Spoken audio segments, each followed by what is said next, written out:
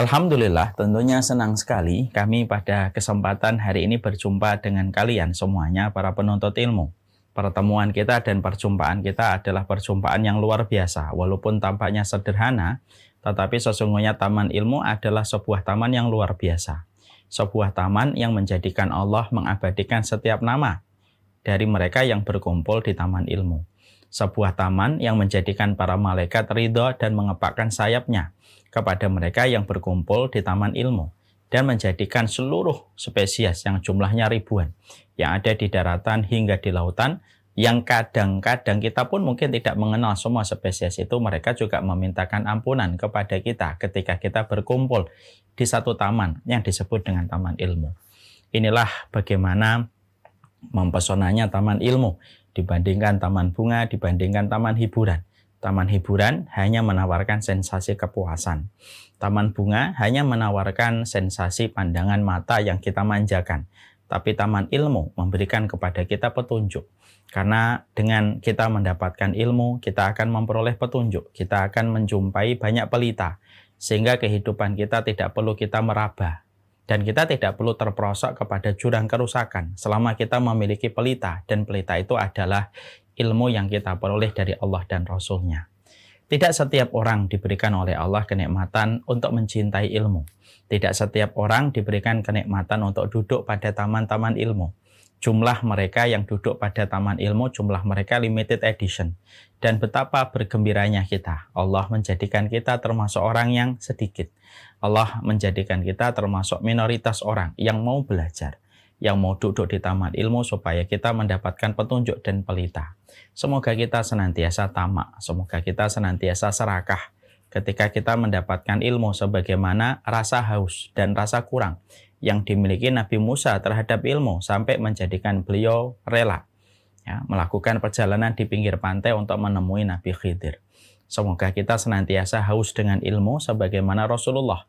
Hausnya beliau kepada ilmu tercermin dari doanya beliau di setiap subuh.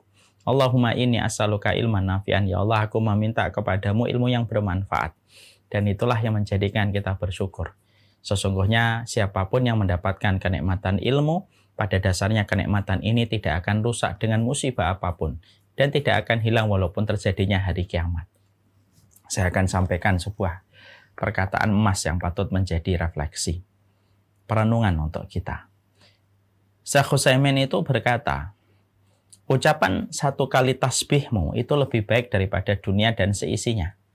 Jadi kalau ada seorang muslim mengucapkan subhanallah, datang dari hati yang ikhlas, maka itu lebih baik daripada dunia dan seisinya. Padahal kita paham dunia dan seisinya ini terdapat ribuan gedung pencakar langit. Uang dolar ribuan triliun berputar setiap harinya. Barang-barang mahal dari mobil-mobil sport yang harganya puluhan miliar, jumlahnya ada ribuan di atas permukaan bumi. Dan berapa banyak orang yang mengenakan merek-merek branded di dalam pakaian mereka dengan harga yang fantastik. Tapi semua yang tadi kita sebutkan ternyata kalah dengan ucapan satu kali tasbih ketika mengucapkan subhanallah. Pertanyaan kita, kenapa ucapan tasbih itu bisa mengalahkan ribuan triliun yang berputar setiap harinya pada kehidupan manusia? Simple. Syekh Utsaimin mengatakan seluruh dunia dan seisinya itu akan hilang seiring dengan datangnya musibah alam ataupun seiring datangnya hari kiamat. Hanya menjadi kenangan yang terkubur bersama dengan bumi yang diluluh lantakkan ketika terjadinya kiamat. Tapi beda dengan ucapan subhanallah. Kamu, saya mengucapkan subhanallah satu kali, maka ucapan itu akan membersamai kita. Dari semenjak kita mengucapkan, sampai nanti kita meninggal, sampai kita di alam barzah, sampai nanti kita berdiri di hadapan Allah. Satu ucapan subhanallah itu akan dinilai oleh Allah dan diberikan pengganti dan pembalasan yang terbaik. Mari kita merenungkan, kalau ucapan sekali subhanallah ternyata akan menjadi kenangan yang mewujud menjadi sebuah pembalasan manis dari Allah di pengadilan akhirat, apalagi ketika kita duduk di majelis ilmu, mendapatkan perkataan Allah, memahami apa yang Allah inginkan, memahami apa yang disampaikan oleh Rasulullah. Maka itu adalah jauh lebih banyak daripada dunia dan seisinya. Karena apa yang kita lakukan secara rutin, mengikuti majelis ilmu, maka itu tidak hanya menjadi kenangan yang terkubur bersama dengan datangnya hari kiamat. Tidak. itu akan menjadi kenangan yang akan diingat dan dicatat rapi oleh malaikat dan akan menjadi pemberat dalam mizan kebaikan kita. Betapa beruntungnya orang yang disibukkan di dalam ilmu. Dan semoga kita termasuk orang yang disibukkan dengan ilmu. Tanpa harus sombong, tanpa harus jumawa kepada orang lain.